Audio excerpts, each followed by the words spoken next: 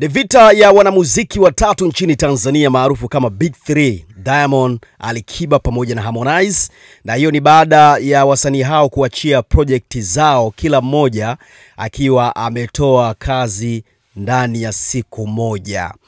Tunafahamu Diamond Platnumz mapema mwezi of course wa 9 mwishoni alitangaza ujio wa project back to back, na ni kwa sababu ya mwezi wake wa kuzaliwa mwezi Oktoba. So Diamond tayari alishatangulia kutoa ngoma kadhaa.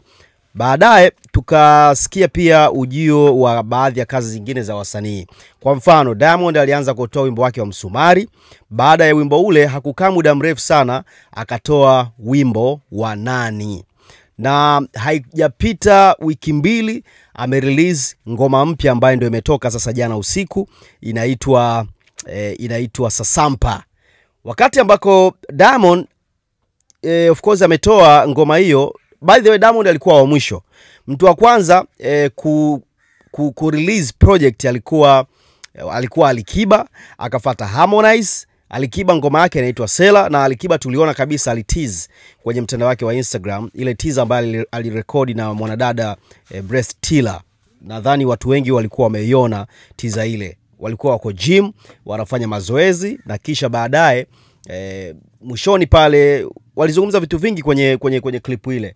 Mwishoni Alikiba alionekana anaulizwa kuhusu mtu anaitwa of course mtu anaitwa Msela au Sela. Akisikia jina hilo yeye kichwani kwake kinamjia kitu gani? Na watu wengi kutokea hapo wakawa wamepigia mstari kwamba basi inawezekana kabisa hiyo Sela ama Msela ndo wimbo mpya wa Alikiba ambao ameuachia. And it's true, after ilikuwa ametease jana akatangaza kutoa hiyo ngoma ya Sela. Na baada ya kurelease sasa yeye nikaona ngoma ya Harmonize na yenyewe imetoka, inaitwa Friend Zone, ambayo amefanya na Ibra ambaye alikuwa msanii wake yeye mwenyewe, inaitwa Friend Zone. Baadaye usiku Diamond akaachia kionjo kikao kinatembea kwenye mitandao ya kijamii, and after very short time Diamond pia kalipua ngoma yake ya Sasampa. Kwa hiyo huko mtandaoni sasa hivi mashabiki wa muziki na kila kona kumekuwa na story za comparison. Wimbo wa Nani ni wimbo mkali, wimbo wa Nani ni wimbo bora, wimbo upi utafanya vizuri zaidi? Kwa sababu hawa wasanii wote waliotoa hizi nyimbo ni wasanii wakali, wasanii wakubwa, inaitwa Big 3, yani wasanii wale top artist kabisa hapa nchini Tanzania. So maswali yamekuwa mengi. Mimi na wish kupata mtazamo wako pia wewe ambao unanisikiliza.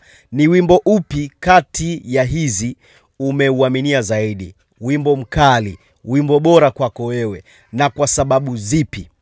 Nitakuja kufanya uchambuzi baadaye wa ngoma moja moja kwenye ngoma hizi za Alikiba. Hii ngoma ya Alikiba ambayo inaitwa Sela, ngoma ya Diamond Sasampa, na hii ngoma ya Harmonize Friend Zone. Zote ni nyimbo bora kwangu mimi, japokuwa zipo challenge na yapo mazuri ambayo nimesema nitapata muda mzuri wa kuja kuyazungumza. Lakini shortly tu ni kwamba wakati wasanii hao wametoa ngoma zote hizi kwa siku moja, umezuka mjadala ni kama vile kuna baadhi wanasema Diamond amepandishia ngoma, kwa sababu Diamond ndio msanii wa mwisho kurelease hiyo project yake kati ya hawa wawili. Watu wanasema kwamba bwana Diamond amewapandishia Alikiba pamoja na Harmonize ili ngoma zao zisifanye vizuri. So kuna somo moja kubwa sana ambalo watu wanatamani kulielewa, na mimi naomba nikuelezee hapa kwa wakati huu.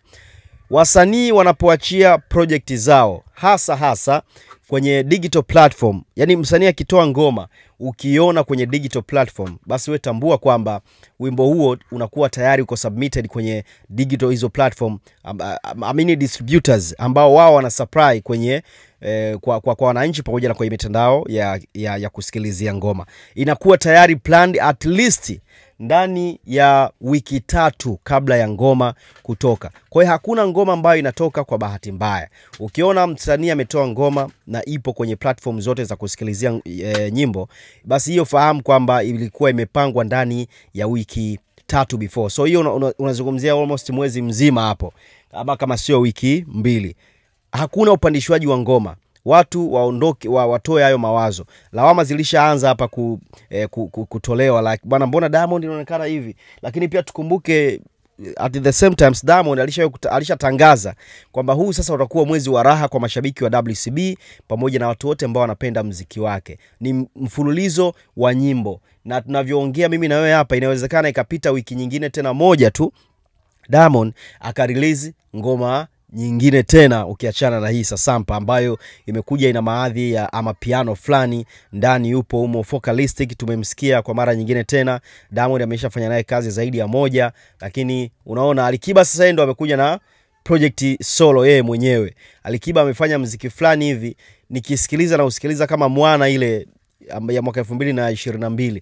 Kuna maadhi ya namna hiyo. Alikiba amerejesha muziki fulani wa zamani ambao yeye alikuwa akiufanya, na sote tunafahamu Alikiba sio msanii ambaye anafuata trending sana za masuala ya ngoma. Yeye ni mtu anayetembea na upepo wake, ana misingi yake ya kutoa kazi, ana kazi ambazo anaziaminia ndizo ambazo anazitoa.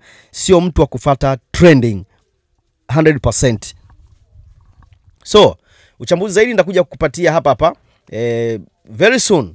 Uendelea kubaki hapa Upupu Podcast, na tafadhali naomba uniachie maoni yako kama ambavyo nimesema. Wewe una mtazamo gani kwenye project hizi 3 zilizotoka za hawa Big 3 wasanii wetu wakubwa nchini Tanzania? Kingine bwana, sijaona sehemu yoyote Ibra akiposti kazi hii ya ushirikiano ya yeye pamoja na Harmonize. Niliwahi kusema siku moja kwamba hii project inavyotoka sidhani kama Ibra ameingia makubaliano na Harmonize ili kazi hii itoke. Niliwahi kuzungumza kitu cha namna hiyo. Bad luck, nilipata comment tofauti sana. Watu wamenishambulia kwamba mimi bwana na chuki, unaongea vitu ambavyo havina uhakika, lakini mpaka sasa hivi ukiangalia account ya Ibra toka Harmonize atangaze kutizi hiyo ngoma, hakuna reaction, hakuna response yoyote kutoka kwa Ibra. Hii tafsiri yake nini? Hicho pia nadhani naomba kupata maoni yako. Ni kwamba project hii Ibra hajawa informed nayo, hana taarifa nayo, na kama hana taarifa nayo imewezekana vipi Harmonize kutoa kazi hii wakati muziki ni biashara?